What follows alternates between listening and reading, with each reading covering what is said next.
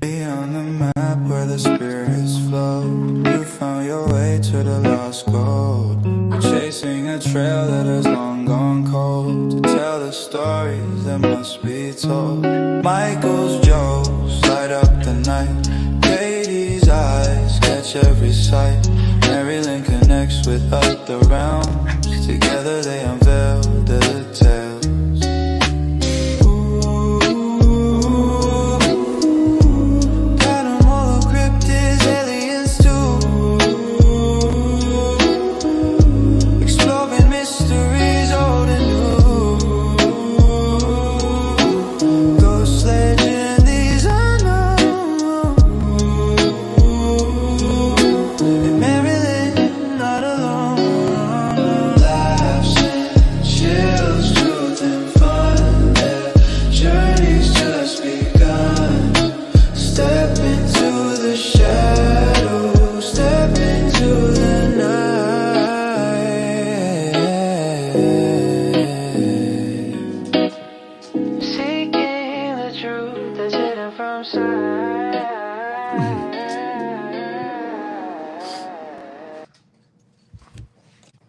And we're live. Wow, like that? What's that? Well, just remember, even though we're live, sharing is still caring. So everybody make sure you go out, grab your phone, your tablet, your stone, chisel, whatever it is you use, and share the episode so you could share in the laughs, the fun, and of course, the drinking. There you go. And we'll do things in a little reverse order. So we'll do, you said sharing is caring first, and then I'll say, hey, welcome to the Lost Go podcast with he Mike. Was raring to go. He was, I'll say. Who, me? Mike, yeah. Yep. I'm right here. I know. Well, I know, but you're raring to go. You're ready to get it started. Let's do it. Let's do it. All right. So we have another exciting and awesome guest for you this evening. Who? I'm going to read. I'm going to read a little bit of his bio before Miss MaryLynn brings him on. Chris Mendace Is. I hope I got that last name right, Chris. Stands as a highly esteemed and profoundly dedicated paranormal investigator. He has been exploring the supernatural since 2017. And then one more thing I'll say before we bring him on. He has been featured on some very compelling documentaries, among them Darkness in Suburbia, Demon Castle, The Haunted Shanley Hotel, Cabin on 360, and A Residential Haunting in Suffolk. So nice. There we go. That sounds amazing. Yeah, and there he is. Mr. Chris Mendace, how are you, my friend? Great. How about yourself? Thank you guys for having me on. How have you guys been? I haven't seen you guys in a while. That is just an incredibly well put together office. Yeah, it's a wall, a light, and another light. It looks like you've lived there for at least a day. Hold on, let me angle the door out. There you go. You're squatting in your own house, huh, Chris? I am. If you see this house, you would laugh. It looks like a hoarder lives here. But we just moved. We're literally just in the process of moving, so we have things everywhere, all around the house. Got to step over boxes. Yeah, it's fun. What made you do the move? So we were living in a house, so we were renting, and we ended up buying a house. I have 2 kids, so it needed something bigger, a little more space for them to be in, have their own room. So yeah. This is from that seedless watermelon money, right? Yeah, exactly. Yeah. Katie was saying that you invented that. Yeah, of course. So I was like, wow. Yeah, it's been great, man. I invented that, and ever since I invented that, I've just been making a lot of money. It's all uphill, all downhill, I guess. Or uphill. I don't know. That's weird. Depends where you're standing. Yeah, right. That is true. Well, congratulations to your seedless empire. Yeah. Thank you. Spirits for the spirits. Spirits for the spirit. I got myself left looks. Just so you guys don't think I'm cheating. Hold on. Some vodka, strawberry juice. Oh, I love it. There you go. That works. Cheers, everybody. Of course, we have our porta potty so we can get shit faced. That's freaking awesome. Right? Hi, Julia. Hi, Annie. Hello. I can't see the comments, so Robert. I don't know who all's here. It's over on the right-hand side of your screen, fifth icon down that says chat. Okay. Yeah, the chat button is what does Pardon the me, chat. everybody. Yeah. I'm currently learning how to podcast. So you're friends with Katie. Do you still live like in, was that Pennsylvania or something?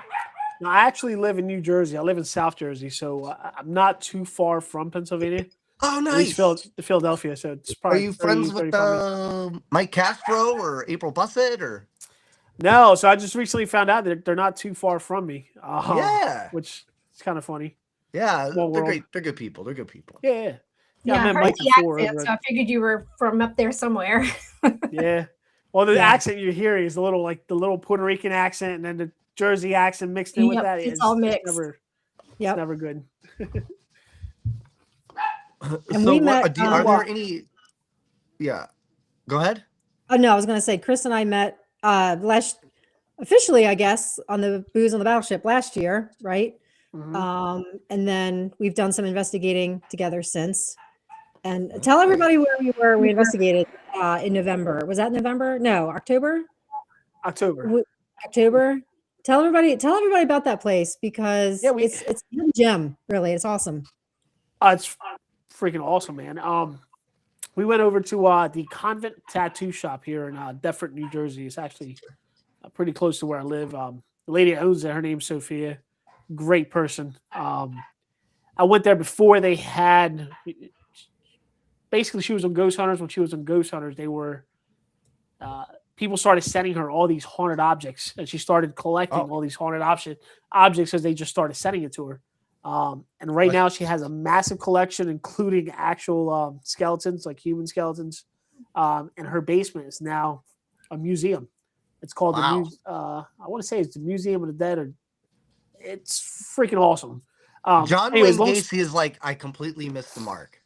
Yes. So John Wayne Gacy, she has a couple actual. I could have just used that. I wouldn't have had to have buried him. Yeah. You know. Turn it into a museum.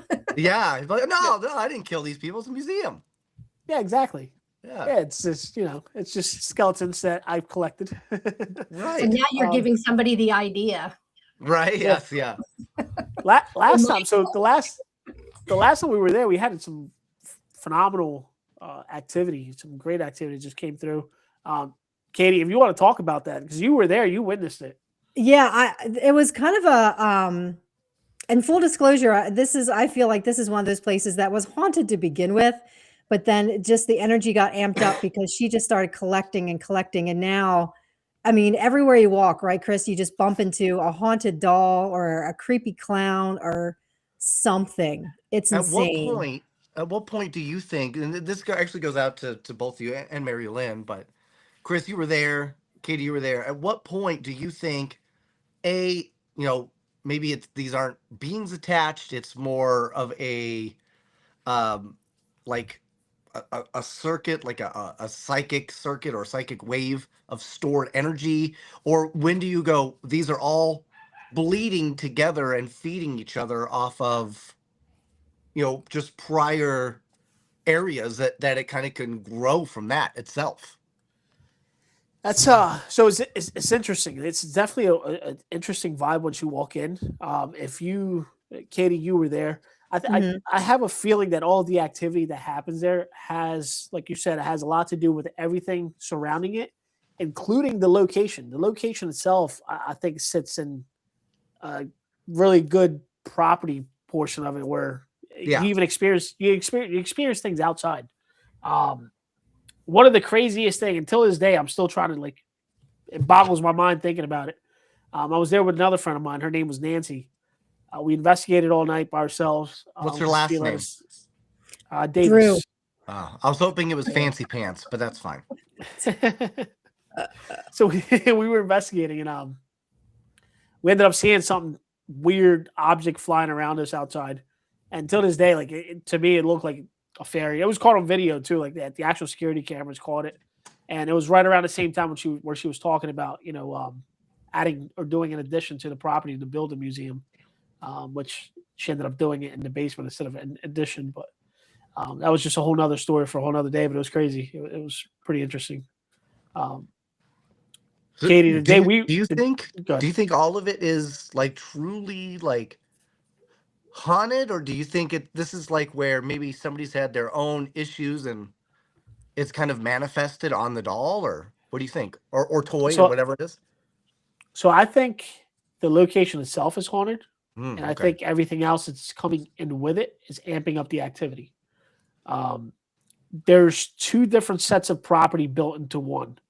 The one portion of the tattoo shop was actually another residence that was moved from further down the road to the tattoo shop to make it the building that it is today. Oh, all right. So I think it's a little bit of both. Yeah. So you had two haunted buildings to begin with, and then they were smashed together into one big haunted building. So the building kind of shares ghosts from two different families, right? Which is unique. That's one of the very interesting things I found about it, is that you don't see that very often, where you have two haunted buildings and they were kind of stitched together, and now the whole building itself is sharing spirits from different generations, different families, different timelines. So I've the never... same could be said with a place like Trans-Allegheny, right? It's got 130 years of history of taking care of, the mentally infirm, I guess. So, I guess there's several generations and different styles, the 20s, the 30s, the 40s, the 50s, 60s. So I guess you would, I guess you could technically run into that there, someplace like that as well, I assume. Yeah. And not only that, but like if you think about it, all these things that people are sending in is constant activity, different types of activity just mixing in with what's already there, which is, like I said, it's fun to investigate, but it's also hard to investigate because you can't focus and pinpoint exactly what you're trying to investigate. If that makes any sense. Yeah. So one of the things I talked to her about doing was actually finding a little, if you remember the old hearing booths that you would go in and listen to like the sound, and they used to close you in there. And what was it like? You insert the dollar and then the blinds would open, the lady dances. Yeah, exactly. That same exact one. It had the little pole in the middle. So I was telling her to get one of them and to just come in and just so you can isolate each individual item, including the lady. It's actually a pretty cool idea. And the other thing too is, like, do you think, even especially with objects, right? Because they feel like as a spirit or entity, demon, whatever, you immediately take the identity of whatever object you're in, right? So you don't need to create a different identity, right? Whereas if you are a spirit, do you think it's possible, especially if you believe in past lives, right, that the spirit is just picking an identity that it feels it can get most of a reference to you, like it can relate to you the most, to get a rise from you? No, there are certain types of items there that are like that. One of the items that she has is an old Ronald McDonald clown that came from somewhere like Mexico or something. And that actual item was related to several murders that happened in the area, and they consider it to be like demonic and supposedly the clown. But at the end of the day, like, you obviously investigated, and you guys investigated. Like, the demonic things aren't really that. How do I put this? Like, it's not really something that you deal with every day. You know what I mean? It's not how everybody puts it out there. This demon, this is that. When you go to a haunted house, you're more likely to find semen than a demon. Don't bring a black light, folks. Yeah. Mike, you try to work that phrase into every stinking podcast you do. Yes. Every time. You're more likely to find semen than a demon. Yeah. Yeah. Even organically. It's genius. I'm gonna have to start using that. You're more than welcome to. Yeah. I grant you thy saying.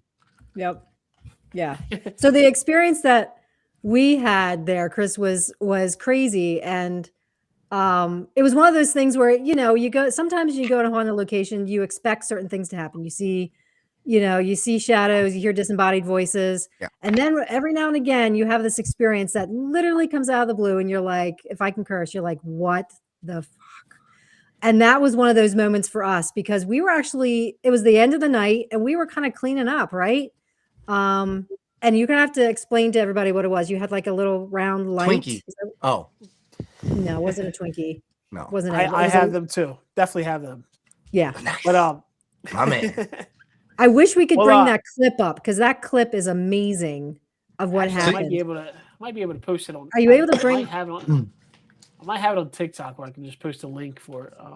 Yeah, if you can do that, then I can play it. Yeah. Let me see. Well, and when you're dealing with these type of objects, right? Like when you start seeing so many different objects, and then you see something like Annabelle. I mean, does that make you think Annabelle is really just similar? And we've hyped it up as humans. We've charged it based on our own manifestations of it, or do you think there is really a potential that Annabelle is really something greater beyond and is just waiting patiently to give us heart attacks after eating McDonald's cheeseburgers? I don't know. Yeah, see, I think the whole pareidolia aspect kicks in when you're dealing with objects, especially creepy objects that look scary and haunted. There's a reason they don't put googly eyes on dildos. That's true. Well, what if they did? I mean, that'd be kind of right. It would get awkward, right? It's like you're being watched the whole time. Yeah. Instantly paranoid. I found the clips. I'm gonna try to grab this link and send it over. Okay. Where do I send? I'll have my shot. If you want to send it on Facebook, I can grab the link from there. I'll do it right there for you. Let's see here. Boom. And there's also this. I forward it. Oh, cool. Yep. There's also this whole idea of when it comes to objects that there's this theory that like a spirit or intention can be stuck in an object because they're actually from an alternate reality that has somehow accidentally phased through and gets stuck. And because it's an intention, it's not actually attached to a person. Therefore, it attaches itself to an object related to a person. What do you think about something like that? That's actually a good theory. I've never even heard of that before, or even thought about that. Yeah, you're welcome. Yeah, thank you. You can throw that in with the semen demon thing. It's great. It's great. Yeah. So here's the video. So you see, so I had a 360 camera set up. One of those Insta360, so it records all around. Love those. Yeah. This is actual movement. We're getting ready to change the batteries to the camera and start getting ready to go. Just so you guys know, that light itself has rubber on the bottom, so it's almost like it's not easy to slide like that. Katie, I mean, yeah, and that's a wooden handrail. And so it just slid like that? Boop, boop. Yep. As he went to reach for it, it slid out of his reach. Out of his hand, yeah. Yeah. I want to see this is my phone. Yeah, look at that. It was moving before you even touched it. Yeah. I'm gonna send you guys a security security. That kind of reminds me of my first date. She did the same thing to me. She was slippery. Yeah. She instantly moved away the second she realized I was going in. I get it now, That's fine. I was going with the portion where she slid out. Right. Oh, yeah. That's supposed to be my job. We got really inappropriate very quickly this week. Usually it takes us a good 40 minutes. Yeah. But, where are we at here? Okay, so here's the security camera footage. I'm going to send it to you also. Okay. This is just an actual video. Let me see. Here it is. How's the chat doing, MaryLynn? It's good. I keep popping back over looking. Okay. McDonald's is life per Annie. When we do the rallies, the Gold Rush, Legends, it is quite literally the only thing that we eat because it's one of the few restaurants that's open pretty much all the time. And it's also, well, it was cheap. Now you have to be a goddamn Sizzler millionaire to eat there. It's ridiculous. Mm-hmm. But yeah, we do eat a lot of McDonald's. Well, yeah, well, everybody does on the road. Because you're right, it's one of those things. And while Chris is looking for that, would be my ultimate choice. What is? Whataburger. Whataburger? That's good. We don't have those around here. I haven't heard of that. What is it? Is it just a burger spot? Yeah, but literally it is open 24 hours. You can even go into the chain at 3 a.m. and eat. It's awesome. Yeah. It's That kind of like reminds me of a Five burger Guys. fi. Okay. A burger fi? Yeah. Have you ever heard of that or no? No. That it's like Florida, and I think Philadelphia has one too. Okay. It's similar. It's 24/7 burger spot, and they sell beer and all sorts of stuff with it too. Okay. So it's not just here it is right here. All right. See, we don't have them in Vegas either. We have White Castle, and it's basically just like a burger spot with crackheads. Yeah. Yeah. That adds entertainment value. White Castle is more like a New York stuff for us. North Jersey, New York. Yeah. It's set ascending. I don't know if it's just too large or what. Well, while we're waiting for that to send over, let's kind of get back to the whole, parallel realities thing. And what is your point of view on when you're doing a ghost hunt? Thinking, okay, well, maybe I'm not actually in touch with ghosts. Maybe I'm in touch with something from a parallel reality, or ghosts that are stuck. Stuck. See, so the parallel reality to me, it's big, it's real. Think about when you have a chapstick or something you put down around your house and you go to reach for it, you go to look for it, and it's not there anymore. How do you not know you're walking through different, a different realm, a different universe? Like you're living the same thing in a whole different area. It's true. How do you know that's not happening? Like, how do you know that the people you're talking to every day are real or not? Something that they're not ghosts or somebody else that other people aren't seeing. I've got about 7 different theories, and we're going to cover those here in a minute. We're going to go over every single theory and see what you think. But before we do that, let's see this video. Okay. It hasn't come up yet. You bitch. It's set on my end to the group. Yeah, I went to the group. Yeah. Other than that, how's everybody doing in the chat? How are you guys doing? How you feeling? It's not a new one. I haven't got the new one yet. It said he sent a video. I saw it. It popped up. Oh, I see it here. Okay, hold on.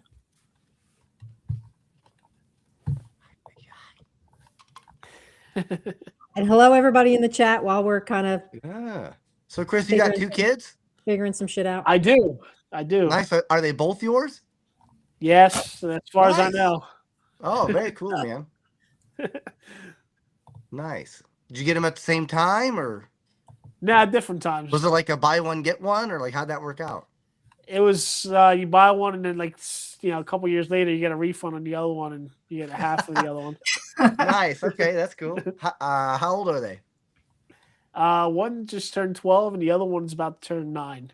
Oh man, so they're still youngins. Can you give me a social security numbers or anything, or? Yeah. I'll get that after. No, but that's awesome, man. When they're still young, that's great. All right, let's see here. Yeah, this is another view of the same incident. Okay. Yeah, this is the security camera footage. There he is. He's trying to make content for his OnlyFans. Yes. And I didn't realize I had started to walk away, Chris, as it happened, and I turned back. Oh, wow. It did. Yep. It moved. Yep. You didn't touch it. It's like it was trying to avoid you. Yeah. Yeah, I was picking it up to try to put it away because we were cleaning up right as that was happening. That's wild. And those are how many bodies? She has 4 human skeletons there, and then behind us. There's 5. Yeah, just one. Is there 5 there? Okay. Yeah, there's 5 there, and then there's a couple more downstairs in the museum. And there's like what looks like a goat. There is a goat. She's got multiple goats throughout the. There is a goat right there. Yeah. Yep. There you go. How appropriate. That's funny, is I actually saw the goat, and then I realized you're talking about actual skeletal remains. It took me a minute.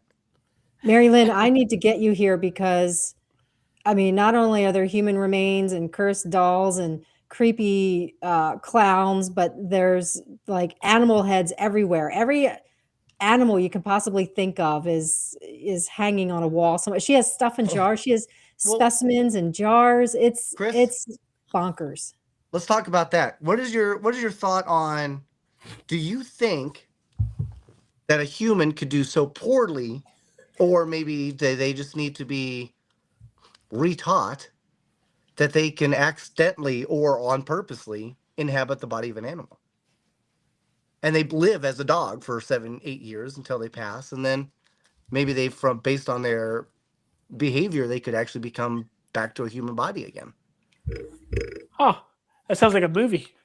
It could be, but do you think there's something there? Because there's a lot of talk right now. Like I think Canada has just passed a law that says dogs are sentient beings, so killing a dog is considered first-degree murder. Oh wow.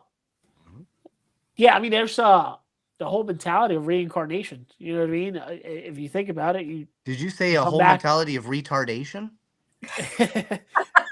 Reincarnation. That's like the story of my life. Okay. It's like coming back as something else. Yeah, reincarnation is coming back as something else. I mean, so a lot of people have always talked about that, and I've mentioned coming back as an animal, or coming back as a cat or a goat, or as an animal that they actually liked, or even they're spirit animals. You know what I mean? Like, so my thought behind it is that it's possible. I mean, anything is possible, especially when you're doing this and you can't explain half of the things that you see. I mean, clearly, if you see in that picture or that video, you see a light just plainly moving by itself. So how does that happen? Right. If that's possible, how, there's no explanation for nothing else. So my mind's always open to things, especially things like that. But there's also the thought that animals could be something more akin to like an alien being, right? Like, in other words, they are their own species, their own subset with their own religion, their own thing. Is just we don't have their wavelength, their way of communication, their way of talking, their way of anything. So for all we know, like, they could be living their own existential crisis. Yeah, and we may not even realize that they're going through something, right? Yeah, well, think about like the Egyptians. They were really big into cats and different types of animal, dogs. They invented the furry con. Yeah. What think about how, what did they know that we don't know? You know what I mean? Right. Well, and they also talk about they had a way to invent electricity. Even they'd shown without power. Right. Yeah. So I mean, there's definitely, and there's hieroglyphs that show that there could have easily been larger beings involved that they had learned from. So I mean, it definitely shows you that maybe you don't believe in aliens, but maybe at some point, maybe aliens were here more often, and it's possible that they could have easily intermixed. Like, in fact, scientists just discovered that they believe, I just saw this today, that they believe that most of the human species actually came from a meteorite, not from the evolution of an animal on the planet, that it actually came from off planet, and wasn't until after the meteorite struck that humans started to develop. Really? Which would mean, yes. Yeah, I swear to God, this just came out. That's kind of like, there's a really old movie out there called Starman with Jeff Bridges. I don't know if you guys have seen that. It's a really good one. I have seen that. Yep. And he crash lands inside of a meteorite, and he's buck naked, of course, because that's what happens, like Terminator. So I would do it. Right? I mean, there's no other way to do it. And he crash lands on Earth inside of a meteorite. Mm-hmm. So, right. So there is definitely a possibility, and it doesn't mean that we started off like we crashed and ta-da, we're in human form. I mean, we literally could have just been a blob of DNA, essentially. And it takes thousands, hundreds of thousands of years to develop into something where we are a lot more sentient and fully developed, I guess. So think about it. I mean, if that, with that theory, how did our DNA get developed? You know what I mean? That's right. Well, and this is the other crazy thing. What if semen from the demon? Semen from the demon. It could have been. Or what if it came from a completely different galaxy, different solar system? MaryLynn. That maybe we found a way to destroy, and in its destruction, pieces of that existence are spread all over the universe and eventually landed on Earth. Huh. See, I set you up for that one, man, and you didn't catch on to it. I know. I'm too into it, man. I'm excited. I don't go after the low hanging fruit, okay, MaryLynn? God. I got it. Ron just came in. Ron, I've got my little Crown Royal right now, some blackberry. I'm just sipping on some of that. It's absolutely delicious. Not that I can taste, but it probably is. Oh, Chris, you don't even know this. Yeah, I can't taste, buddy. Oh, really? Why? COVID. No, not really. I hit my head, so I permanently lost my ability to smell, and I'm deaf in my left ear. Really? Yes, I crushed my skull in 3 places, blew my ear out like a shotgun. So fun. Yeah. So, but I'm alive. MaryLynn was there. She actually had to hold me down while I was bleeding from the head. And I had to hold his head. Yep. Man. 6 days in the ICU. So essentially, she saved you. Yeah. All this over a toaster oven. That's the crazy part. Wow. He wouldn't listen to me, so. Yeah. Yeah, I thought it was I'm telling you right now, Easy Mac is not as easy as it sounds. You do have to add water. Yeah. That's absurd. Great. No, but actually I was on a scooter. I was going like a whopping 10 miles an hour with an associate, and the entire sidewalk in Beverly Hills was destroyed. I hit it. When I hit the pavement, the scooter came onto the back of my skull and literally just crushed me. Jeez. I checked out, dude. I was gone. And that's actually why I kind of bring up some of the parallel universe stuff, is because, I mean, as far as I'm concerned, I was dead, dude. I was gone. He was gone. I have no memory. I have nothing. And it made me realize that there's either maybe I slid over to another universe and lived another Mike's life briefly, or shared a body with another Mike's life, and that's why I have no memory, because it's in a different reality. Or I just stopped ceasing to exist because I wasn't worthy of whatever comes next. Right? And that made me think about what we experience when we do ghost hunts. What if the people that we see are stuck here not because they've been told or they're forced to be stuck here, but maybe it is in their own subconscious spiritual mind, they don't feel like they're worthy of whatever comes next, or they're afraid. Yeah, so what's your thought on that? Like with the whole space aspect of things, right? So you're saying you were gone. So obviously and I guess you would have been gone in space then, right? Like in your mentality, like you would have been in space somewhere else, like actually maybe not traveling even in space, different dimensions.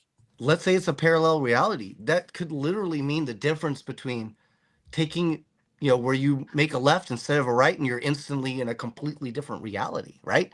You are in a different plane of existence, like that. Whole different dimension. But maybe you don't even realize that. Yeah.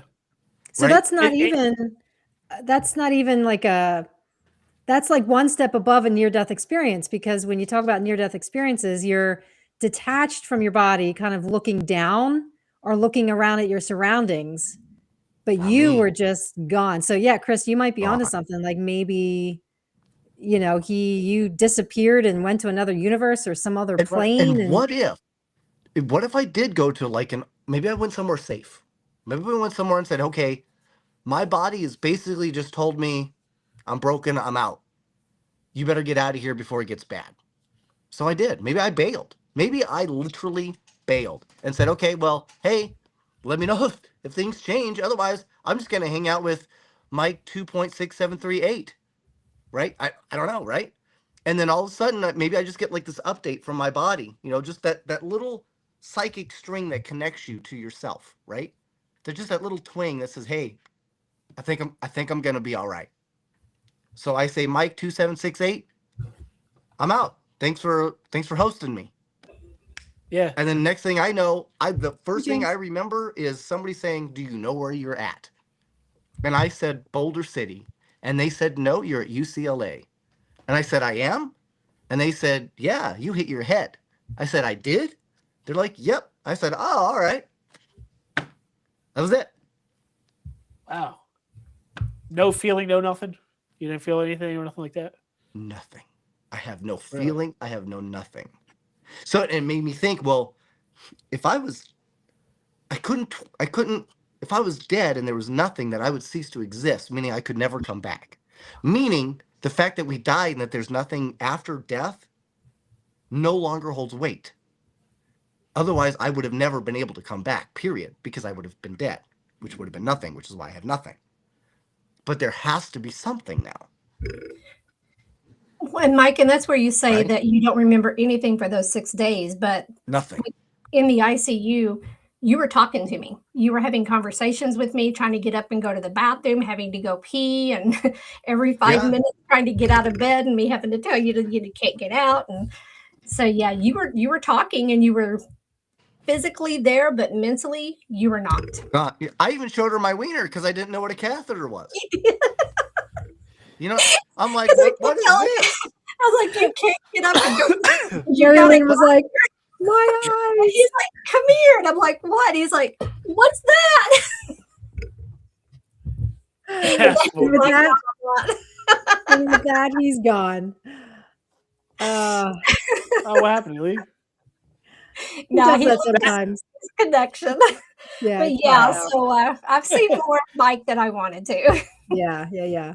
Chris, I don't know if you'll really want to talk about it. We can touch on a little bit, but one of the many reasons I wanted to have you on is because of what you do for a living, juxtaposed with the supernatural, right? Yeah.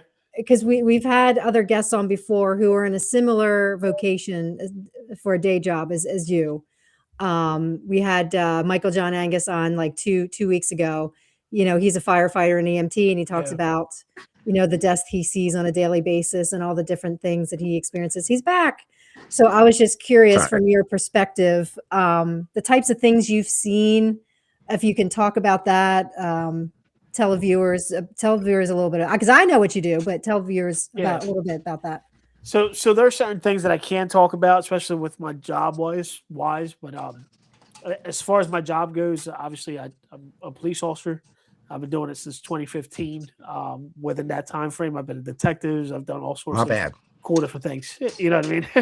But nice. Touching a little bit into the job aspect and the paranormal, like I feel that the job itself has heightened some awareness in me that I didn't know I had. It makes you more noticeable to things. It makes you pay more attention or closer attention to detail, if that makes any sense. There's things that you notice that as a regular person, just every day looking at your phone or doing something, you would never notice. With that being said, there's been several cases that I've been on, which I really can't talk about, that have I'm trying to figure out how to put this in words, like more of a paranormal aspect to it than the case itself, if that makes any sense. Mm-hmm. Several. There's one case in particular which I can tell you guys after we get off the air, but while we're on, you bet, Austin. Yeah, so like while we're on, I can't give you guys that detail, but it's interesting because, like I said, Katie, like some of those stuff, the one case itself is still ongoing, but it just makes you pay closer attention to detail. And some of the things that you see like makes you think. An emotional aspect to it.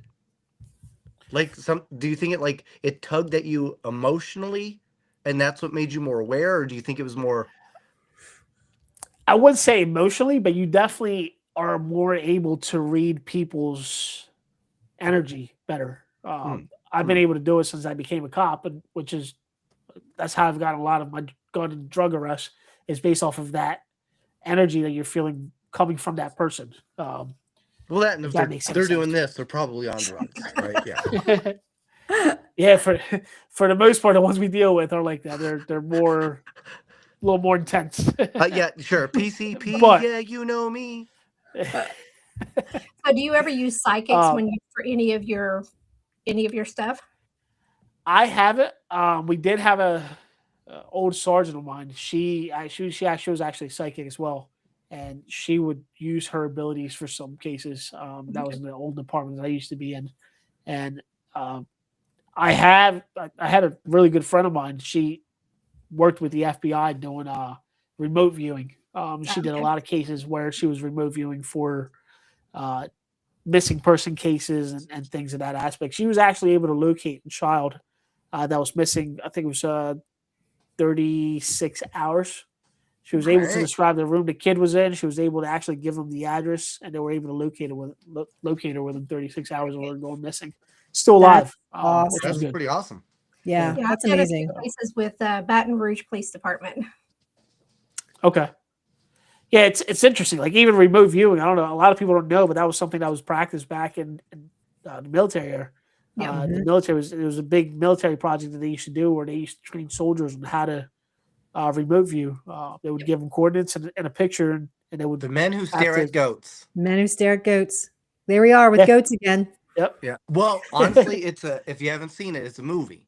There was a movie. Yeah, I know about the movie also. Yeah. But it's a funny movie, but it's a fantastic movie. But it talks specifically about what you're referencing. Yep. Right. Yeah. And then, in addition to that, going back to your whole incident that happened to you. Yeah. What's your thought? I don't know if you ever heard of it, but it's the unified field theory. It was one of Albert Einstein's biggest mystery, where a lot of people think that he actually found it. That's why he ended up dying. But it's if you can control space, you can control time. If you control time, you control space, meaning that you can time travel. You can travel through space as if there wasn't a time form or time frame. It was more of just the space of it all. That was also, it's been used in a lot of military projects. Also, like the Philadelphia experiment. I don't know if Katie, you might be familiar with that. Yep.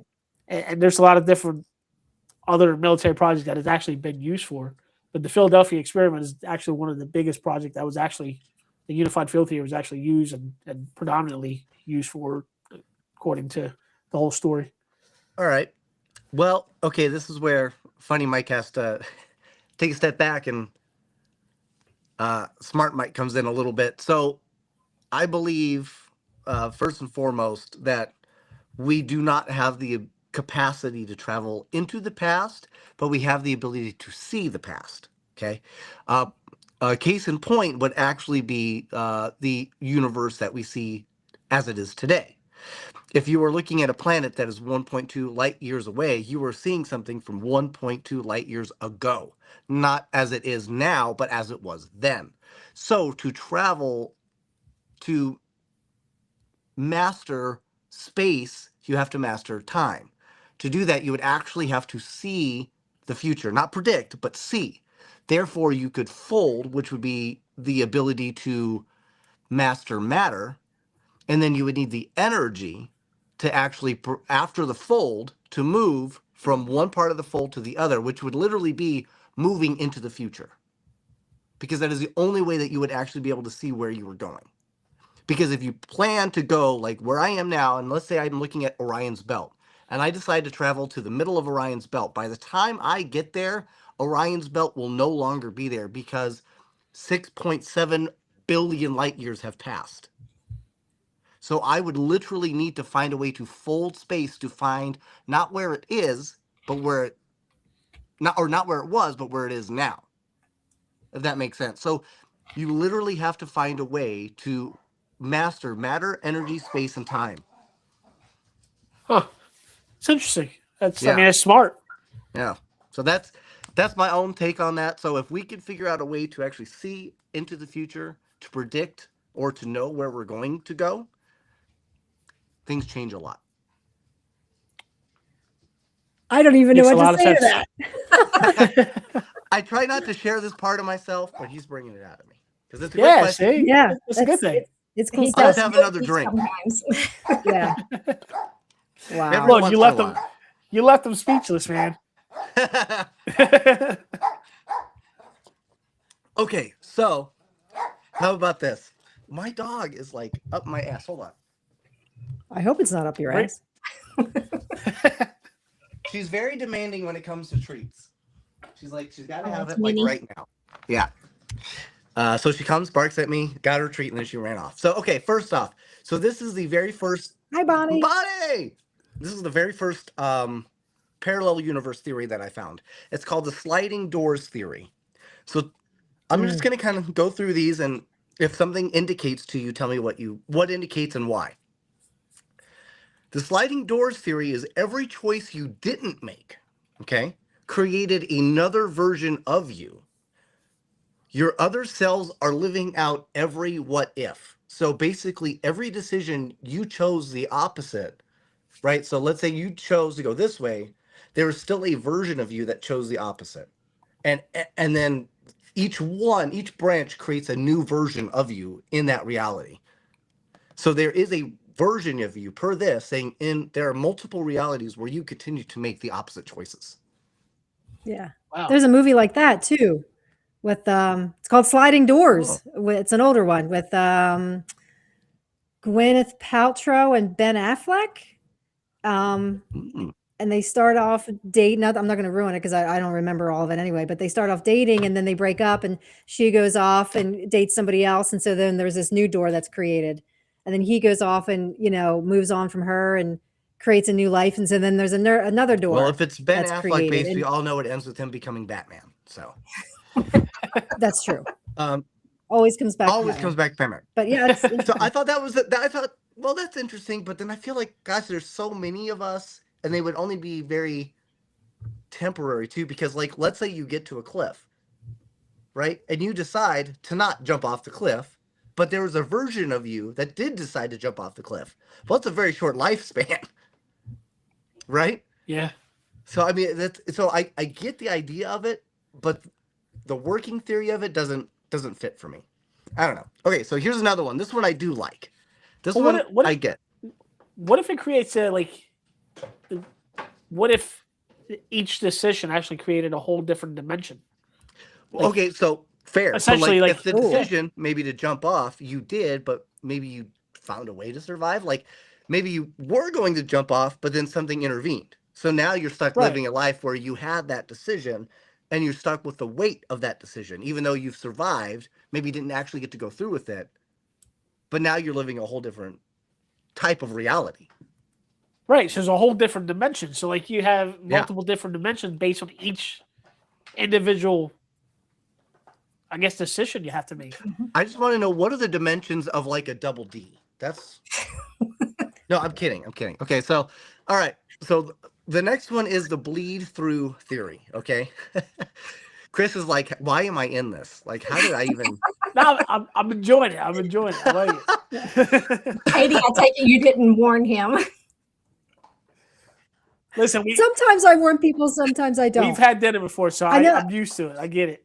Okay. Yeah, I know Chris well enough that he's going to roll with the punches. I am a comedian, he's cool. First and foremost, but we do have a show, Pair with the Normal. I don't know if you've had a chance to see it, but I have. Weird. Yeah, after we spoke last time. Yes, and I'm an idiot. You know that, right? Yeah. So, all right. So the next one is called the bleed through theory.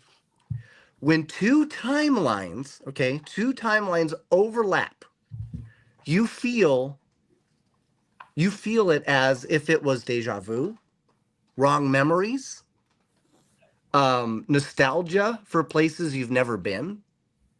Okay, dreams that feel like lives. So that could be those two realities kind of blending for just a brief moment. Right? So when you have that deja vu, maybe it's not the fact that you've seen it before, but maybe it's the fact that your reality has. The other reality has. But that almost ties it in with reincarnation as well. So it's kind of blends there. Right, but you're talking about it happening at the exact same time. Yeah. So it's not so much a reincarnation. It's not like you've done it before. It's literally you're doing it at the same time. Right. Right. Because that kind of sounds like time slip. Everyone's heard of the time slip theory. It's kind of the same thing where these two like when events you forget are happening. To pay a traffic stop. Yes. Right. That's exactly what a time slip is. It's almost like the Mandela effect. Oh, yes. Yeah. Yep.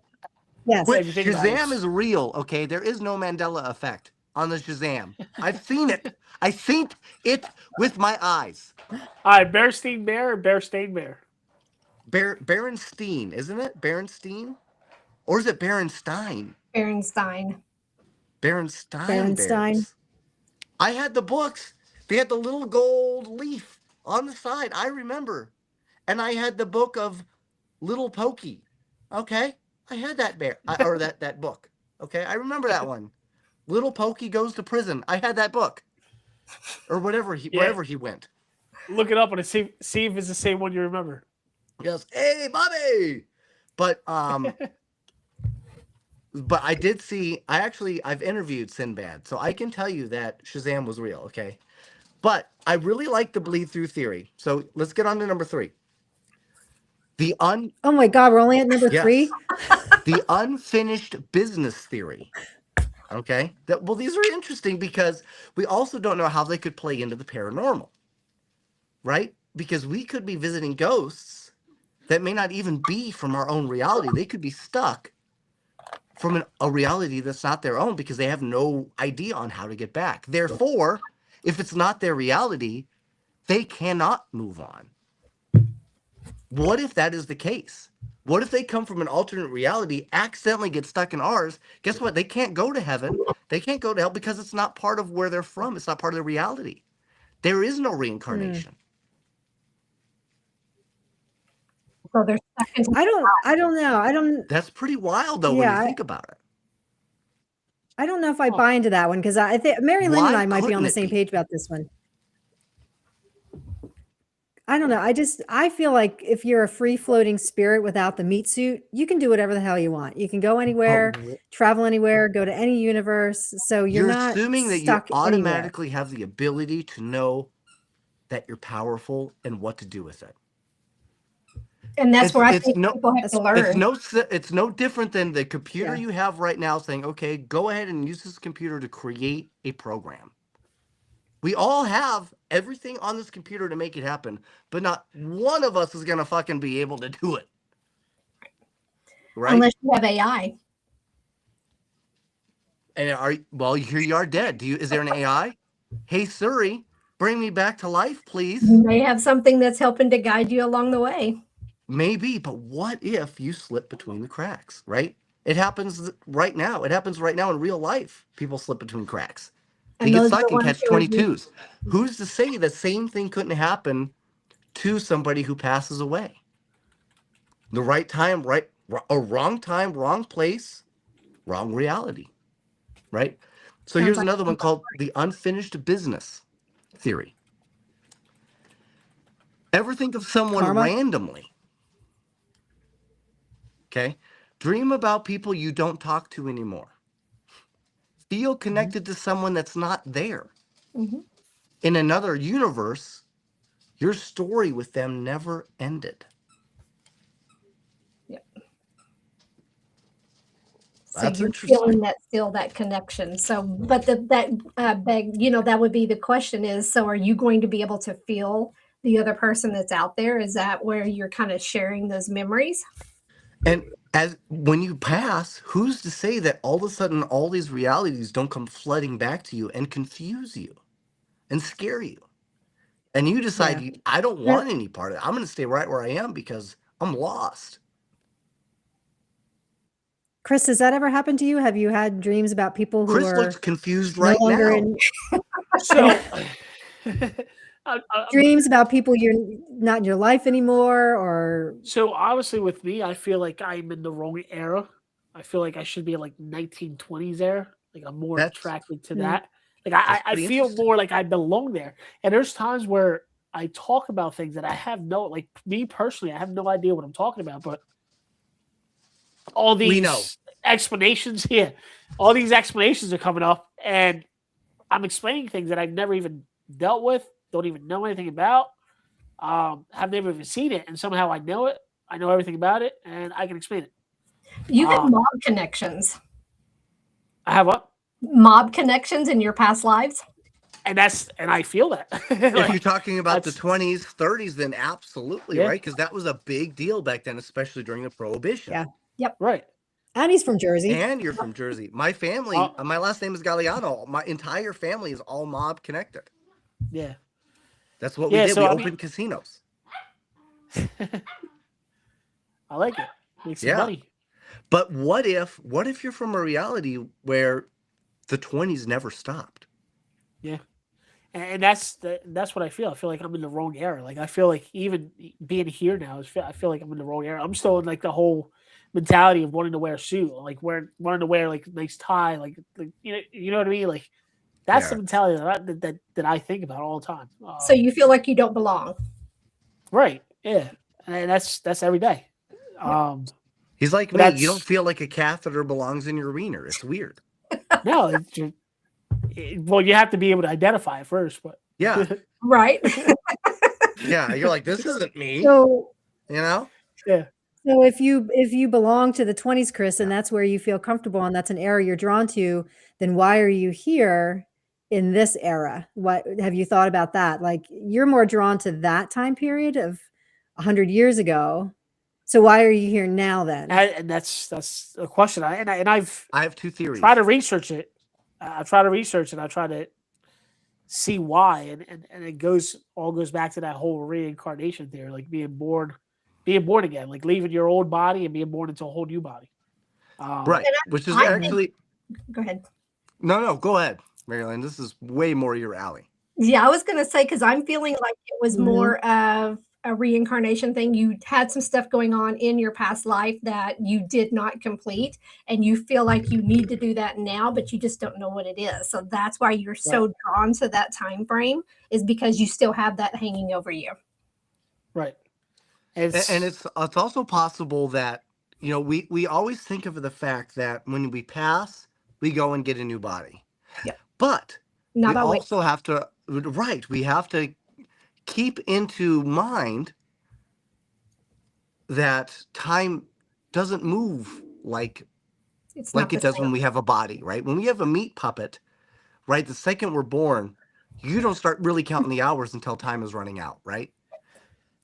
But when you don't have that anymore, time can completely move differently. So maybe you just took time to reflect. Man, I was so comfortable in that life. I really loved it. There were parts that, damn it, I wish I could have fixed. I wish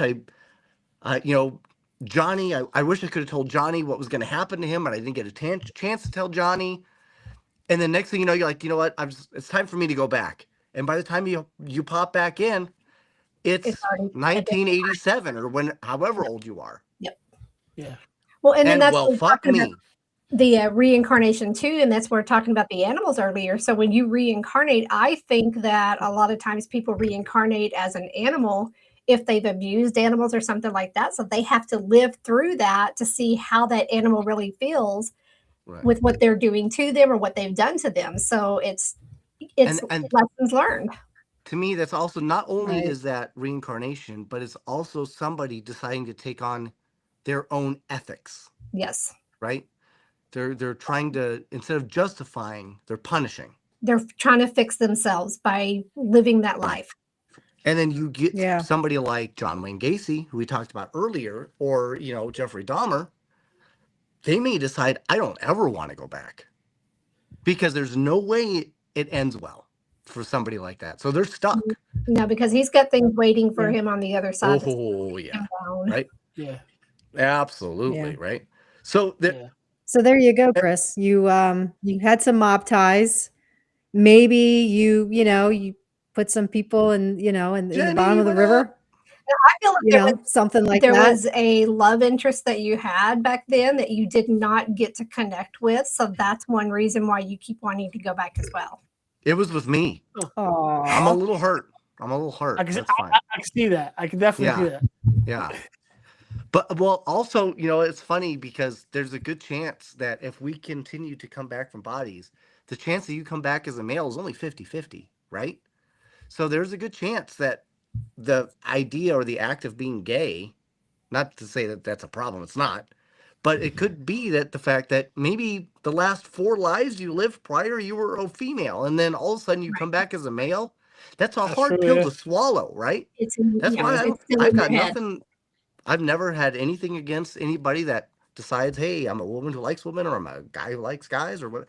I get it. I mean, to me, as somebody that's into the paranormal, it kind of makes sense. I'm like, dude, be you. Just do your best to figure out what comes next. Yeah, that's interesting you say that, because I mean, there's certain people that I've met that are like actual like gay, not like just wanting to be gay. If that makes any sense. Sure, yeah. And that's one of the things they say. They feel like that's not their body. They feel like that's They were born in the wrong body. Right. That's usually one of the sentences that they tend to say. And that's not where that it's not that that, gender is a construct. I think your spirituality is. Yes. Right. Right. Which is pretty different. It's interesting. But a side note, because you're so big into like the 20s, 30s, did you ever read any of the Dick Tracy comic books? I have not. No. I would be interested to have you read some and see what you thought. Yep. I'll tell you a funny story. I went St. Albans. Have you guys been there? St. Albans Sanatorium Mm-mm. in Virginia. In Virginia. No, So- but I have been to a porta potty. Okay, that makes sense. Yeah. So Okay. you'll definitely understand this. Okay, perfect. So the first time I ever went there, I started having stuff happening in my house. It sounded like we started getting like Native American sounds in the attic, which was crazy. It was almost like Native American war sounds. Oh, It was me and another gentleman that used to investigate with me, and we ended up getting there. That same day we got there, the lady that ran the place actually pulled us aside. Was like, "Hey, listen, Destination Fear. That's when Destination Fear was out. They said that the guys from Destination Fear were here, and they captured this." Well, long story short, I ended up parking in the back. Have you ever been there? There's a back parking lot. There's a front parking lot. Everybody parks in the front because it's closer to the doors. Well, for whatever reason, I wanted to park in the back. So I parked in the back. Not because you're black. No, not at all. Right. So We're I not parked in the racist back here, folks. and walked up. Well, long story short, where they captured his Native American sound was right in the same area where I parked. I had no idea that had happened, and we had gotten the Native American sounds at the house prior to going there. And when she played the audio, it was the same sound that we heard in my attic, which was right before we went to the location. Long story short, we were there for 3 days and 3 nights. Wow. The first night that I was there, I went back to the hotel, and as soon as I went to sleep, it was almost like I was living time back to when that place was actually ran. Like I can see the doctors, I can see the old cars outside. It was almost like it was replayed back in the movie. It was probably like one of the coolest experiences I think I had, because when I went back there the next day, just having the ability to go back there the next day, I actually wrote down what I had in my dream, what I seen in my dreams. And I paid attention to certain different things that I knew were in the room that I saw like in the dream, but I didn't realize in real life that they were there. So I went back there the next day to actually take a look at the different little tiny details. And some of the things that I saw in my dream were there at that time. That's pretty after wild. going back. It was cool. It was like, it's almost like a dream remote viewing hybrid experience. Like you were seeing things in your dream that you didn't see when you were physically there. So I get that a lot of times, and it's almost like the spirits are trying to give you that message before you get there. So they're putting that in your mind so that way you see it. Yeah, so that happens a lot, like with me prior to going to investigations. And it all started like I went through a lot of things when I was so when I was with the kid's mom, we ended up splitting up, and it was a big ordeal. And I was out of work for about a year and a half, so I was spending a lot of time by myself. Are you single right now? No, I have a girlfriend right now. Oh, never mind, Katie. Continue. Okay. So I was spending a lot of time by myself at the house, and one of the experiences I had in my property, which I didn't realize had ties to Native Americans, was actually like a Native American male chief with the whole chief hat and everything walking up.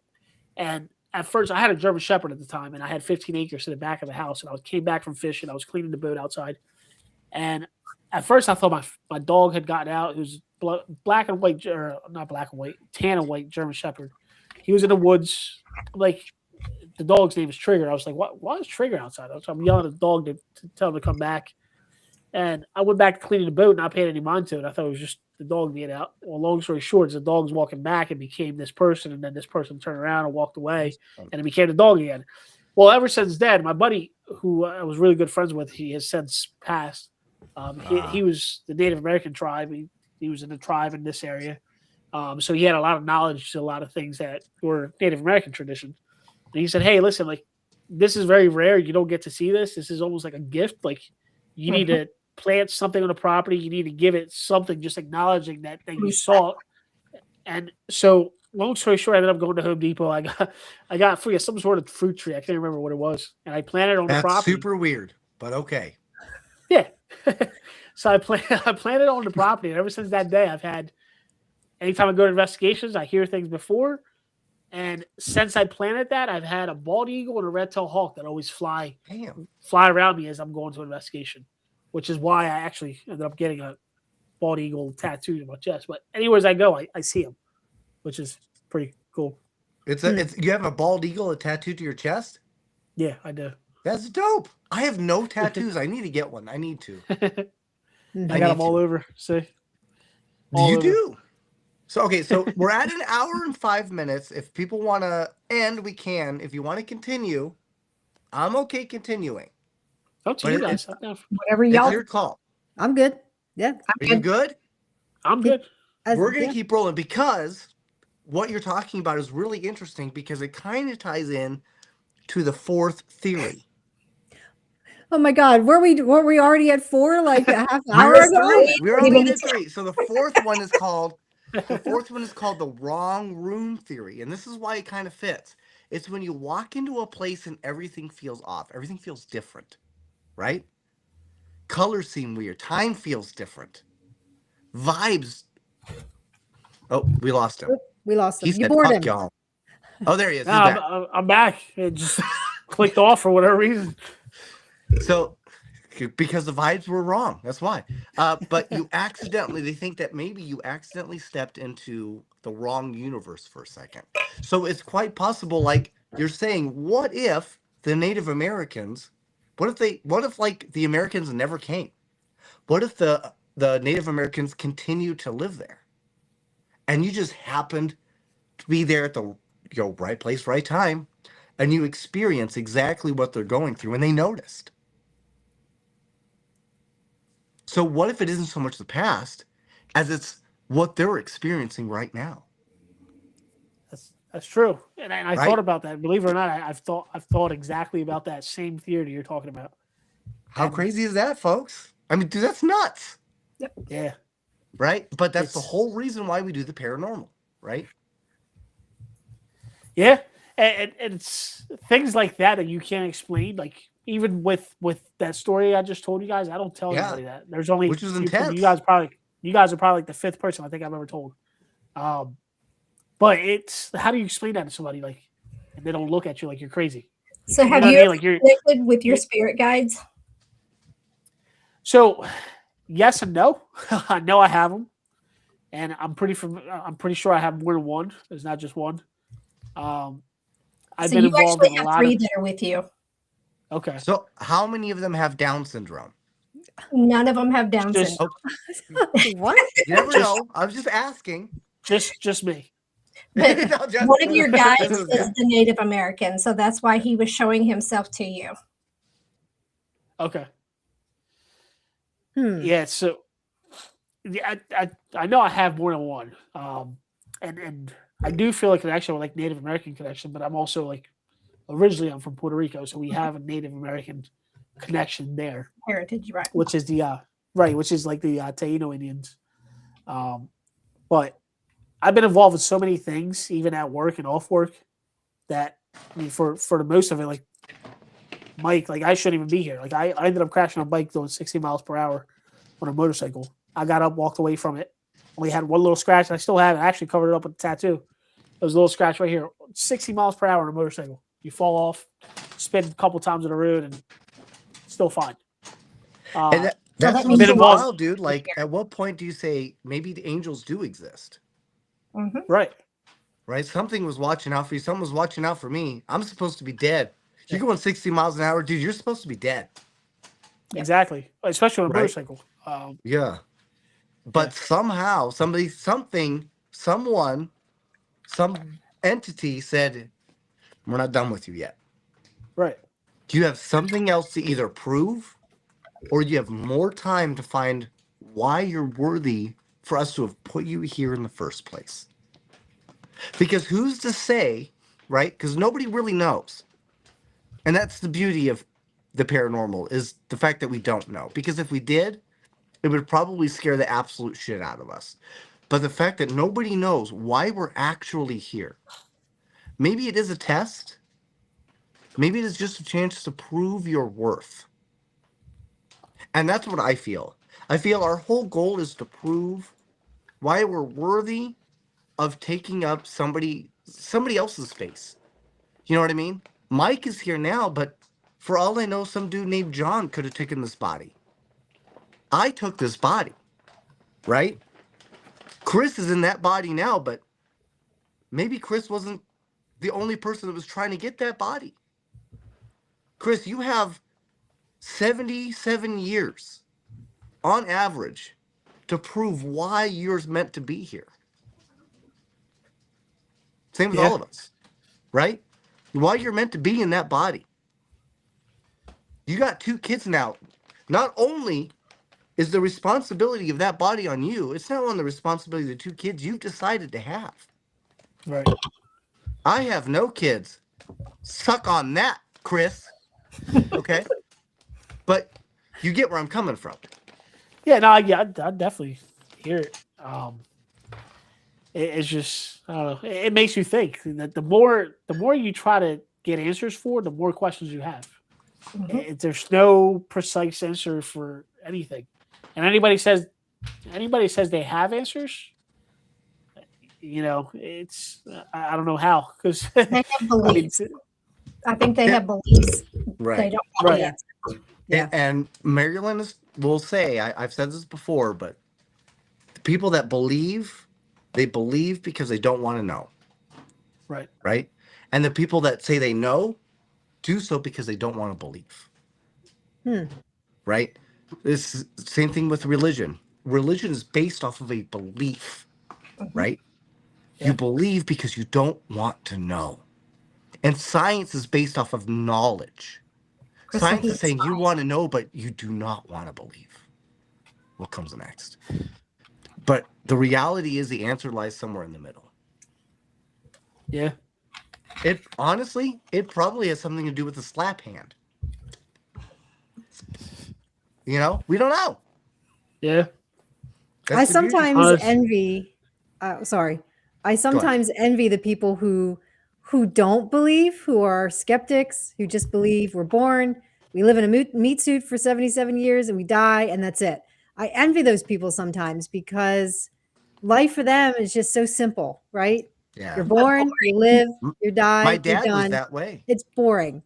And I know your dad was like that. And here the 4 of us are sitting around and we're like, it can be frustrating when you don't get those answers. And when you do that exploration and we spend our whole lives finding answers and we'll die never having all those answers. Meanwhile, we have these skeptics and people who are just like, whatever, I'm just going to die and that's it. I'm going to be a pile of worms. But somebody like my dad dying, believing that nothing is left, who does that affect? The people around him. Mm-hmm. The people around me. Yeah, that's true. Because now here I am, somebody that he raised, or didn't raise, but I came right from his nutsack. Okay? Is that what I have to look forward to? Did I spend all this time and effort for nothing? Do I get nothing after this? Right? Is there no reward? Is there no karmic justice? Can I be as evil? Can I be as good as I decide I want to be? Because it doesn't matter. And I guarantee you, anybody that's on this right now watching this is going to say there's no way that's the case. Mm-hmm. Right? Yeah. But none of you know. But you all believe that what I'm telling you is right. Right? So there's got to be something in the middle. Yeah, there's got to be a purpose to it all. You know what I mean? There's got to be a purpose to why we're here. What I love. I don't know. I mean, they can jump through the water. Clap. Yeah. Right. But no, there's definitely a purpose out there. I mean, in my opinion, I think we all have a purpose, and I think we're here until that purpose is met. Which I don't know what that would be, but Nobody has a bigger opinion than MaryLynn. Go ahead. About what? Your massive opinion on this. On what? I'm sorry, I was reading comments. Well, shit. She tapped out. I did tap out. I've had too many shots. Off to Katie. You lost your after nutsack. That's probably what it was. I get it. I just wish, like, with like the whole nutsack thing, I wish I could tell like how old I was based on the amount of wrinkles. You know, like a fucking tree. You look at your rings and see how old that you would are. make it a lot easier. Because sometimes I forget that I'm old, right? But then I look at my wiener and I go, oh my god, I got all these wrinkles on my penis, right? So obviously I'm getting older, right? So it would be great to be able to count them, you know, like rings of a tree, only without cutting it off. Obviously, no, thank you, Ashley Babbitt. Okay, but continue, Katie. You have so many ideas. I could tell. I do. What? They're swirling around. No, I agree with Chris, and I agree with you two will probably say the same. Everyone in the chat will say the same thing. We're here for a reason, and our purpose on earth is to find out what that reason is and to live it out and to do it. If not, then you know you're gonna be damned to do it all over again. That's just my personal belief.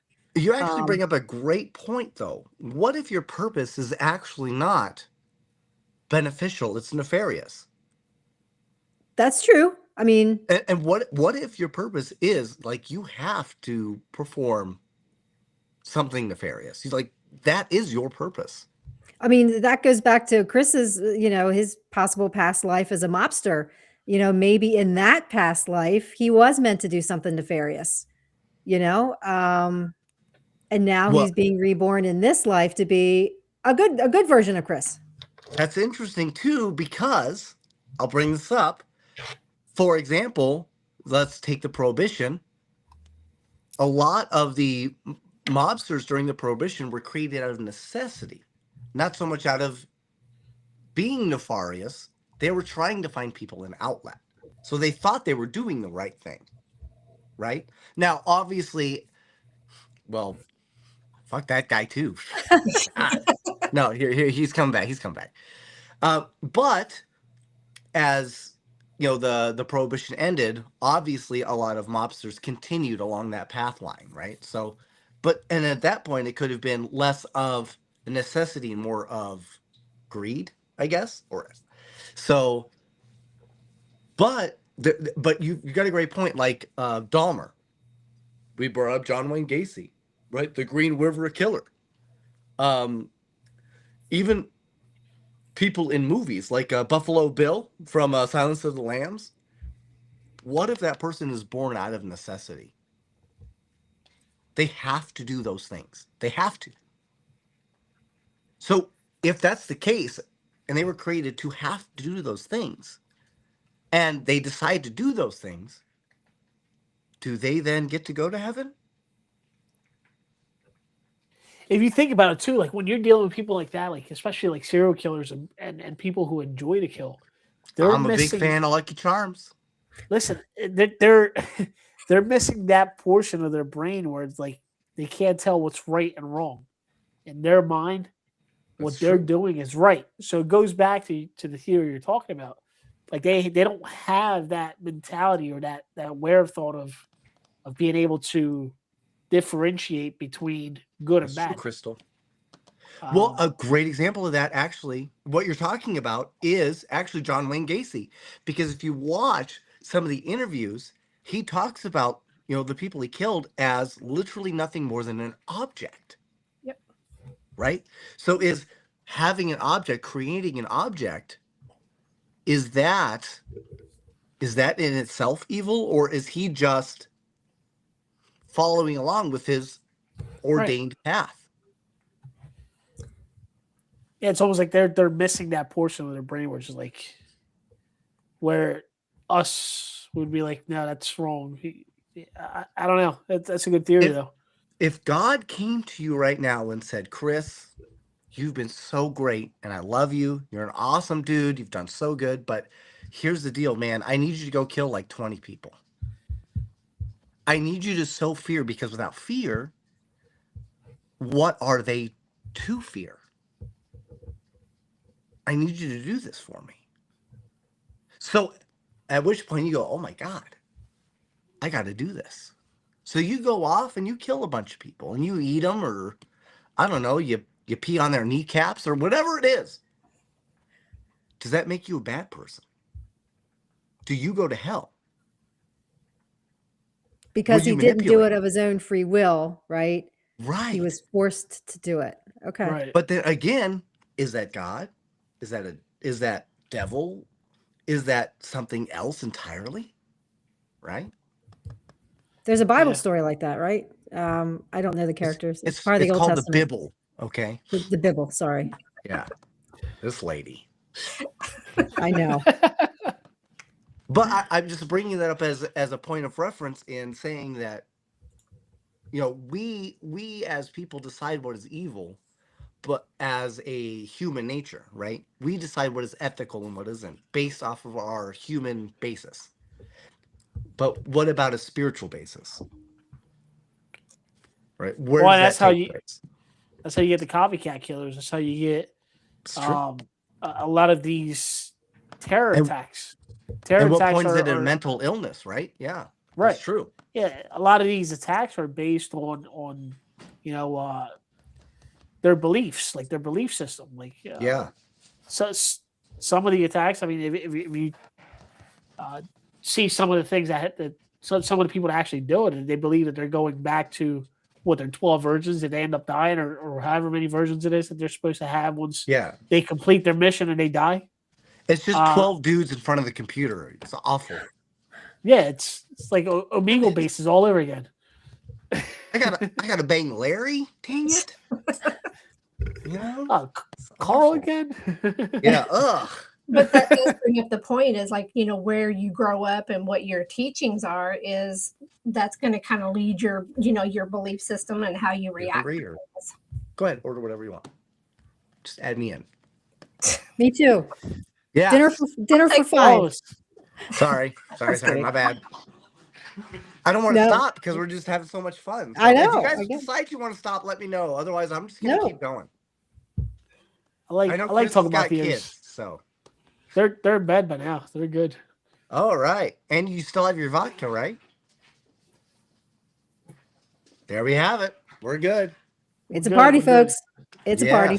Oh, okay. On that, but I will say this: people that do not know, Katie is kind of a big deal in the human resource world. Okay, she spends literally hours trying to figure out who and how she's going to fire someone. Oh, yeah, I had to fire somebody Monday. So do you need to go, or are you good? No, I already did it. Oh, you already did the firing. Okay, well, that's I did the great. firing. Okay. Yeah, we're good. Nice. And me and MaryLynn were retired, so we're good. Yeah. But you're a police officer. I am, yes. Do you think this is interesting because there's a chance that you were mob related, right? In the 20s. Do you think you're a police officer based off of the fact that you fucked around and found out in the 20s and you're trying to correct that? Or hold on now, I'm gonna really throw this out. Do you think you were part of like a stinger? You were always an undercover cop, even in the 20s. Yeah, working for the mob. That's a good one to explore. I like that you were a mobster in a past life. Yes. And so you are now reincarnated to atone for your sins, so to speak. Yes. Yep. Right. And so now you're a cop and you're upholding justice and all that. That's interesting, Chris. You might want to explore that. So you guys want to hear something funny? So a lot of the investigations that I go to that are based on that are based on like jails and penitentiaries. Anytime that we're using a spirit box or any sort of communication device, we'll always get the police aspect of it. And a lot of times they'll refer to me as the officer or as the cop, which is kind of cool. But at the same time, it's like, how do I do that? Like, it's not something I really talk about. It's something that I keep to myself. Well, you have a persona though, because that just kind of, it just goes off of you. Yeah. Mm-hmm. I That try is to hide it. interesting, Can you though. tell? That is an interesting theory. I don't think about that because it's not like I'm going to walk into a jail and they're going to be like, hey, there's the girl that does this for a living. You know what I mean? Yeah. Right. But the fact that Chris can walk into a jail and they're immediately like, oh, here comes the fuzz. Look out, Well, it's So the way you carry yourself, and that's like people even Sure. in the military, how they walk. You can always tell somebody, kind of what their profession is in those lines. Sure. I can always tell when somebody's paralyzed and they're trying to walk. That's true. So I get it. Yeah. Yeah, that makes sense. But here's the other thing too, because if you're talking about the 20s, like he's from New Jersey, but that doesn't actually mean that New York, New Jersey is where he's from. A big place that took part during the 20s and 30s was actually Chicago, Milwaukee. Mm. So you may not actually be from New York as a whole, right? You could be literally from an entire part, or even Cleveland. Cleveland was really big during that time. I would recommend, if you haven't seen it, there's a movie called Welcome to Collinwood, which takes place, I think, in the 60s. It is the timeline, but it was filmed like, you think, in 2000 or something like that. But it's a comedy, but it's a very dry comedy. But there is a investigator involved, so you might enjoy that. Huh. Yeah. Interesting. Yeah, Welcome to Collinwood. Check that out. But the reason why I bring that up is my grandfather, who came, my entire family, the Gagliano family. Look at Chris Googling it right now. I am looking. I'm trying to look it up. I know. I got you. I know. My entire family came over from Sicily, from Palermo, Sicily in 1913. My grandfather married his high school sweetheart at the age of 17. Okay. That was in Milwaukee.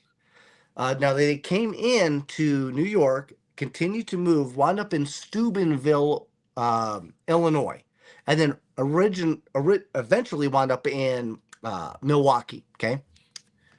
Upon that, he himself moved over to Chicago, where he would actually play pool. He was a pool shark. So during the Depression, he would lose, bet a bunch of money, and then win at pool, right? That was like his way to reel in cash. He accidentally got this guy by the name of Eddie Cellini. Eddie Cellini worked for the mob. Eddie Cellini told him that, hey, you're in the wrong business. Let me show you what I do. Eddie Cellini introduced him to running books. That's how he started. Okay. He started by running books out of Chicago just for bookies. He was actually chased out of a second-story window by Elliot Ness. It's a true story. Afterwards, my grandfather got into actually learning about the games, the dice, roulette, poker, and eventually wound up opening casinos for the mob in the 50s. Because he worked with them so long and he just showed interest. So you never know where you're going to come from. But a lot of the times, a lot of the issues are either New York, New Jersey, or Chicago. Mm-hmm. Yeah. Interesting. Yeah. Chicago, Ohio, that whole area, right, is where a lot of the Italians wound up going because the Irish wouldn't let them stay in New York. That's right. Are you Italian? No, I'm actually Puerto Rican. Everybody thinks I'm Italian. Oh, okay. So well, ironically, it was the Italians, in fact, the Eddie Cellini and my father, Theodore Salvador Gagliano, who opened all the casinos in Cuba and the Southern Islands. Oh, including the Bahamas. Yes. So there's a good chance you may actually have some ties to Chicago. Yeah, so I did my DNA, and my DNA comes back pretty big majority of European. There you go. So, yeah. Okay. We ironically it's funny because let's see here. I'll show this to you guys. And then you end up in Vegas. So my grandfather wound up moving to Vegas in like the 60s to retire. He actually came here to end his career. But he still opened up the Thunderbird the Golden Bridge or something along the line, the California, that's what it's called. And he opened up the Stardust and the Palace Station. But at the time, it wasn't called the Palace Station. The Palace Station at the time was actually called the Bingo Palace. And it was off the strip because the FBI was so involved in all of the comings and goings of the mob on the strip, they had to find a different way to launder money. So they moved off the strip. Off the strip. And that is actually why they continued to create casinos. It wasn't because they were trying to get people to gamble. They needed to be able to move money to make it legal. To wash that money out. Yeah. Pretty wild, right? Wow. It's interesting. It leads back to like a whole, but it also leads into a whole different mentality of things. So like I'm a big psychology guy. I like studying people like and especially crime. Like how is crime committed? Why is it committed? It's almost like that whole open window theory where like if you have never stole anything in your life and you walk past a car and it's got the keys and pretty much wad of cash in the driver's seat with the open window, what are you going to do? You're going to reach in, grab it because it's easy. It's there. You're just going to grab it and walk away. Yeah. Even people that don't steal would have that mentality or even think about it because that opportunity presented itself and it's so easy that they can do it. So going back into that theory goes back to also people who don't have money, who don't have and can't really find a way to live. This is their means and ways of living. This is how they make their living. And so this is the other interesting thing when you get to people that commit crimes. I really feel like there's two different types. Okay. My grandfather, for example, obviously committed crimes because his whole job was to help the mob launder money. He was never busted. Never. And they literally kept FBI outside of my house every day. Right? But they could never prove it. However, you also get people that commit crimes that do so because they want attention. Some people commit crimes because they want the attention. And a lot of times criminals always get caught because they want the attention. They want to be caught. They want to show you what they've accomplished, right? You know that as a police officer. Yeah, of course. And they also want to be recognized for what they've done. Right. Exactly. They're like, oh, yeah, I did. You know what? I did that.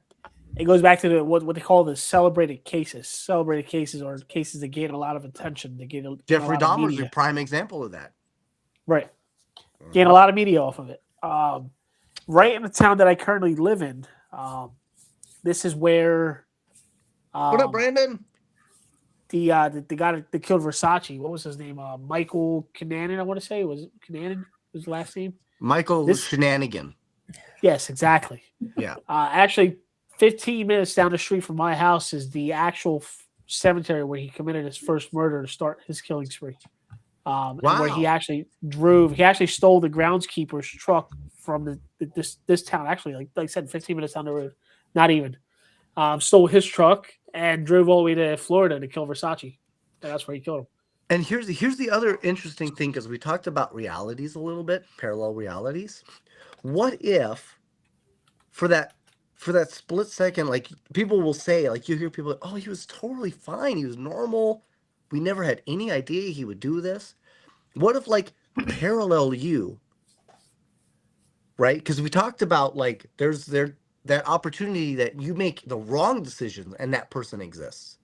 What if wrong decision, Mike or whatever his name was, is who winds up inhabiting that body just briefly long enough to cause this entire chaos? Yeah.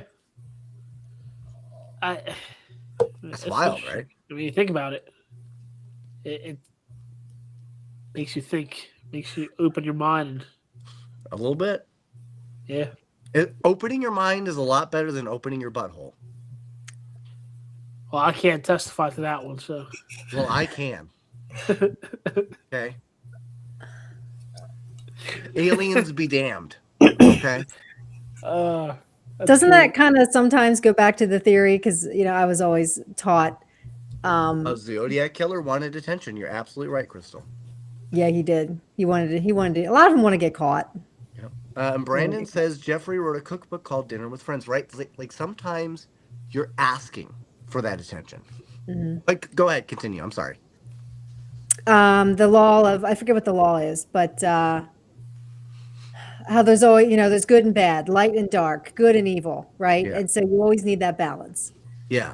And so if we were to eliminate all the serial killers, and if we were to eliminate all the negativity in the world, we'd be left with all positivity. And would that be bad too? If we have nothing but love and light all the time, everywhere in the world, every universe, and there's no negativity, there's no war, there's no destruction, what would that do? What would that look like? It That would be shows you the boring as beauty hell. of balance. It would be off balance. Right. Yep. Right. It truly would be, because the reality is, even if those wars were gone, we would still, no matter, even if those no longer existed, we would always still look at ethics on a scale. Yeah. Right? So even it could just be you literally just spit on the floor, you would find a way to follow yourself to the drag of society. Yeah. And if that's the case, if spitting on the floor is enough to literally, some people say, well, shit, you're going to hell. Right? At what point do we go, okay, well, where did we cross this line?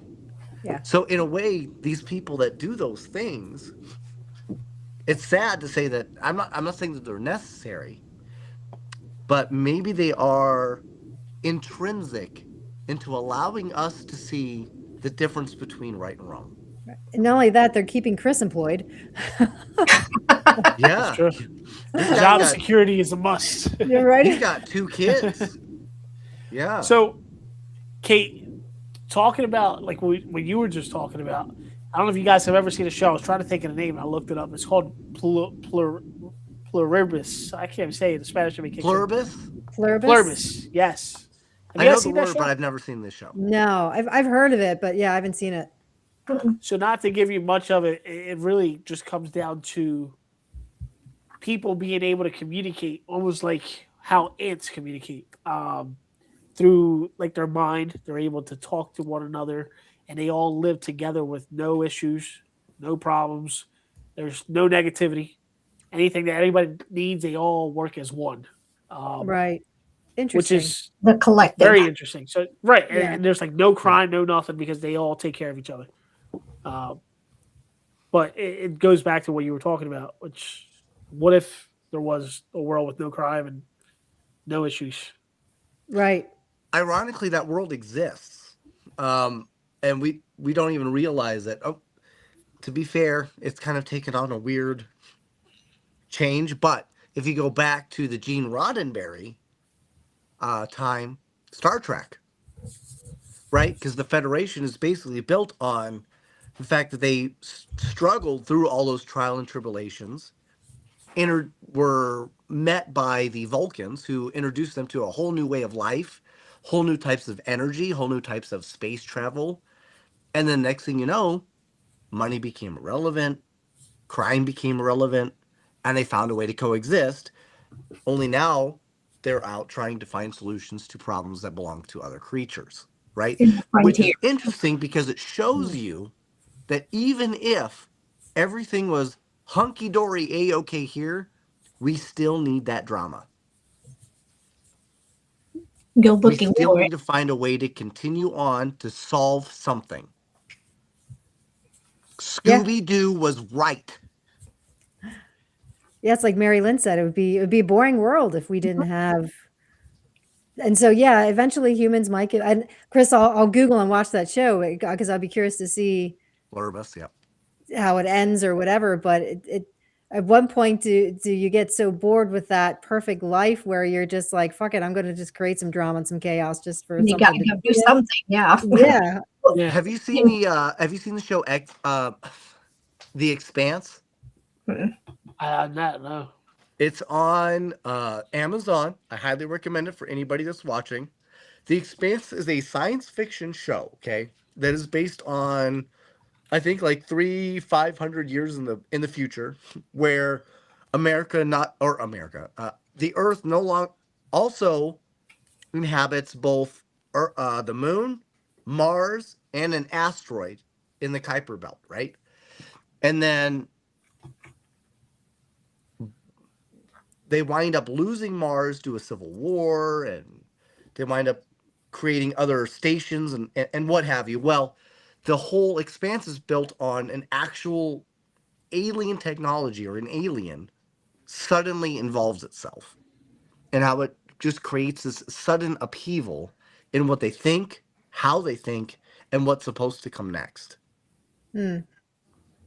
But it's a good idea to show you that despite the fact that everything could be going as well as it could be, you as a human, or you as a being, will always try to find a way to fix a wrong. Right? We will always find a way to involve ourselves in something we probably shouldn't be involved in because we feel we have no choice. We need it. Yeah. Right? How many times as an officer, some bystanders stepped in and be like, huh, yeah. Let me tell you what I saw. You'll never believe this. Okay? Yeah, let me give you my whole statement. Because they feel they have that need to be involved. Yeah, that or, hey, so I heard you're a cop, and I want to tell you this funny story. Yes. And they go back to like it happens everywhere. You know, it's the same thing with a motorcycle. When I had my motorcycle, when I first bought it, I was like, oh man, this thing is a chick magnet. I'm gonna be like, you know, having fun with this thing and blah blah blah. And the more thing you attract, other men attract guys. Yeah, exactly. They come up to you like, hey man, nice bike, man. It's the complete opposite of what you think. Have the opposite effect. Yeah. Exactly. But it's true. It at some point we're compelled to find solutions, right? And maybe that's part of what being worthy of this life is, right? Is trying to find solutions to why we're here, and solutions to why other people shouldn't be. And maybe some people get their wires crossed, and that's how you wind up with people like Jeffrey Dahmer, John Wayne Gacy, because they feel like they get to decide who should be here. Or that's their purpose. Or porpoise. They like dolphins. You don't know. Right? Well, with that, folks, should we play That's us funny. out? Yeah. Chris, tell everybody though, give Chris a minute to give himself a shout out. Where can people find you, look you up, research you, find your content? So right now it's all social media is Supernatural Untold Stories. On TikTok, Instagram, YouTube. A lot of my new videos and new content that I'm actually putting on right now actually goes on to the Signal Network on YouTube with Scotty the Medium. So I've been doing a lot of things with him now. And yeah, it's pretty much if you guys want to watch any content or anything like that, that's where it'll be on for now. Can we expect you at any type of Paracon like Booze on the Battleship 2? I will actually be at the Creep It Real Festival in June. And, well, nobody cares about that one. Anything else? Yeah. No, that's a good one. Yeah. Will you be at Booze on the Battleship? I will not. No, I'm actually away. What the fuck? I know. He's away that weekend. Listen, I would have loved to go. Last year was fun. I would have loved to make it happen again, but I'm actually away that weekend. I thought we were homies. We are. We're just gonna have to do something else. Wow. Have to make it something different. Okay. Well, okay. What about Cajun Country? That's in April. Louisiana. Listen, Louisiana. I like Louisiana. Okay. Like okay. it. Well, we'll send talk me more. the We'll talk more. Yeah, send me info. We'll be filming we're going to be filming in my neck of the woods, Chris, in Pennsylvania, yes. Jersey. Yes, we can get him in one of the like a pair with the normal episode. Yep. Yeah, I like it. So we'll loop you in on that. Okay, sounds good. Do you like Cheez-Its? I love Never Cheez-Its. mind. Continue. All right. Go ahead, play us out. I mean that's about it. That's it. So thank you guys for having me on. Thank you, Katie. Thank you so much, Mike. Thank you, Mary. I Thank appreciate it, and and it was great being here with you guys. You guys are awesome. Well, it was definitely your pleasure. That's for sure. Definitely was. Thanks everybody for watching.